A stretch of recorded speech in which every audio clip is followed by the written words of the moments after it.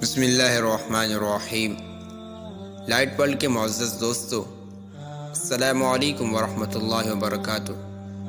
ناظرین، نبی کریم صلی اللہ علیہ وسلم کا ارشاد ہے کہ سمجھدار ہے وہ شخص جو اپنے نفس پر قابو رکھے اور موت کے بعد کام آنے والی چیزوں میں مشغول رہے، اور کسی کام کے لیے تیاری اس کے بغیر نہیں ہوتی کہ ہر وقت اس کا اہتمام رہے اور اس کا تذکرہ کرتا رہے، اس لیے کہ جو شخص دنیا میں منہمک ہے اور اس کے دھوکہ کی چیزوں میں پھنسا ہوا ہے، اس کی شہوتوں پر فریفتہ ہے، اس کا دل موت سے بالکل غافل ہوتا ہے، اسی کو اللہ تبارک و تعالی نے فرمایا کہ آپ ان سے کہہ دیجئے کہ جس موت سے تم بھاگتے ہو وہ تم کو آ پکڑے گی، پھر تم اس ذات پاک کی طرف لے جائے جاؤ گے جو ہر پوشیدہ اور ظاہر بات کو جاننے والی ہے۔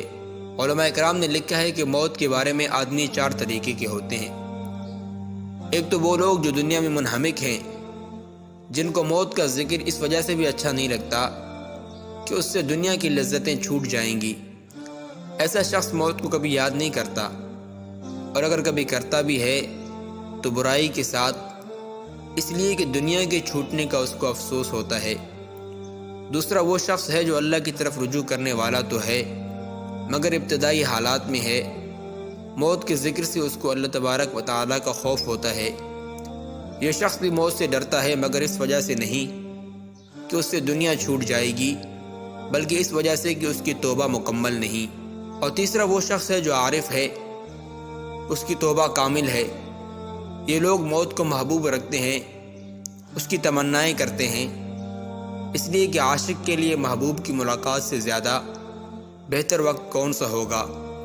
موت کا وقت اللہ تبارک و تعالیٰ سے ملاقات کا وقت ہے۔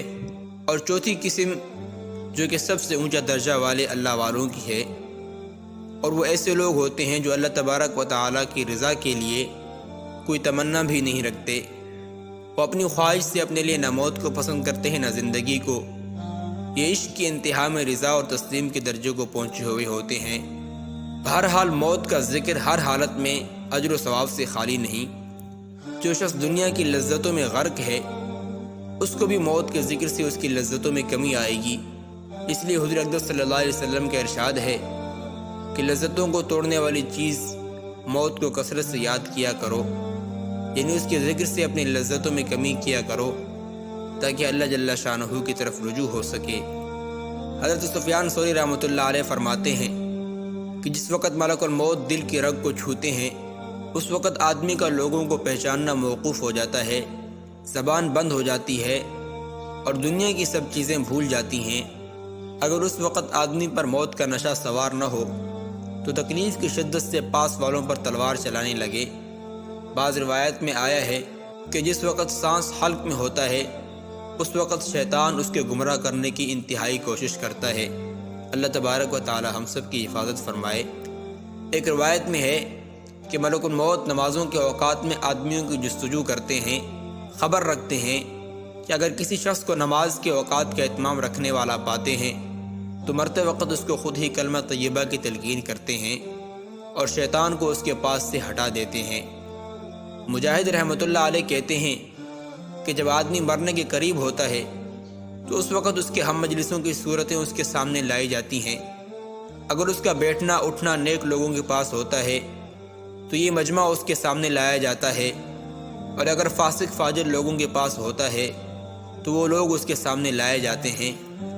حضرت ربیع بن بزہ رحمۃ اللہ علیہ فرماتے ہیں کہ ایک شخص مرنے لگا، لوگ اس کو لا الہ الا اللہ کی تلقین کر رہے تھے اور اس کی زبان سے نکل رہا تھا کہ شراب کا گلاس تو بھی پی مجھے بھی پلا، تو بھی پی مجھے بھی پلا۔ اس کی بالمقابل جن لوگوں نے مرنے کی تیاریاں کر رکھی تھیں، وہ دنیا میں موت کو یاد رکھتے تھے، اس کے لیے کچھ کارنامے کر رکھے تھے، ان کے لیے موت ایسی ہی تھی جس کو حضور اقدس صلی اللہ علیہ وسلم نے مومن کا تحفہ بتایا۔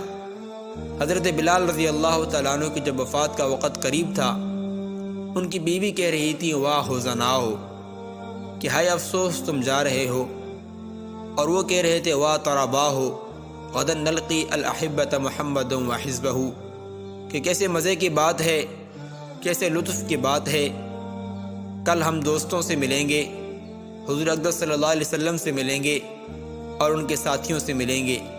حضرت سلمان رضی اللہ تعالیٰ عنہ کا جب انتقال ہونے لگا تو وہ رونے لگے۔ کسی نے کہا کہ رونے کی کیا بات ہے، تم جا کر نبی کریم صلی اللہ علیہ وسلم سے ملو گے، اور حضور اقدس صلی اللہ علیہ وسلم کا وصال اس حال میں ہوا کہ تم سے راضی تھے۔ فرمانے لگے کہ میں نہ موت کے ڈر سے رو رہا ہوں نہ دنیا کے چھوٹنے سے، بلکہ میں اس لیے رو رہا ہوں کہ نبی کریم صلی اللہ علیہ وسلم نے ہم سے ایک عہد لیا تھا کہ دنیا سے انتفاع ہمارا صرف اتنا ہو جتنا مسافر کا توشہ۔ میں اس عہد کو پورا نہ کر سکا، لیکن جب وصال کے بعد ان کے گھر کا سامان دیکھا گیا تو وہ 10 درہم سے کچھ زائد نہ تھا۔ حضرت عطا بن یسار رحمۃ اللہ علیہ کہتے ہیں کہ ایک شخص کے انتقال کا وقت قریب تھا، شیطان ان کے پاس آیا اور کہنے لگا تو مجھ سے چھوٹ گیا۔ وہ فرمانے لگے مجھے تجھ سے اب تک بھی اطمینان نہیں۔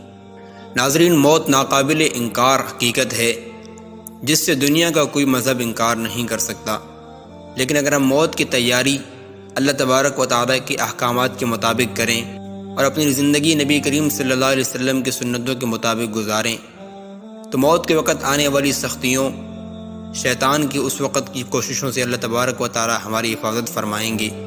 دعا ہے کہ اللہ تبارک و تعالیٰ ہمیں موت کے وقت کی ہر قسم کی پریشانیوں، تکالیف اور مصیبتوں سے بچائے، اور شیطان کی ہر ہتھ کنڈے سے ہماری حفاظت فرمائے، اور خاتمہ بالخیر فرمائے، اور کلمہ لا الہ الا اللہ محمد رسول اللہ کا ورد کرتے ہوئے موت نصیب فرمائے۔ انشاءاللہ زندگی رہی تو اگلی ویڈیو میں ملاقات کریں گے۔ السلام علیکم ورحمۃ اللہ وبرکاتہ۔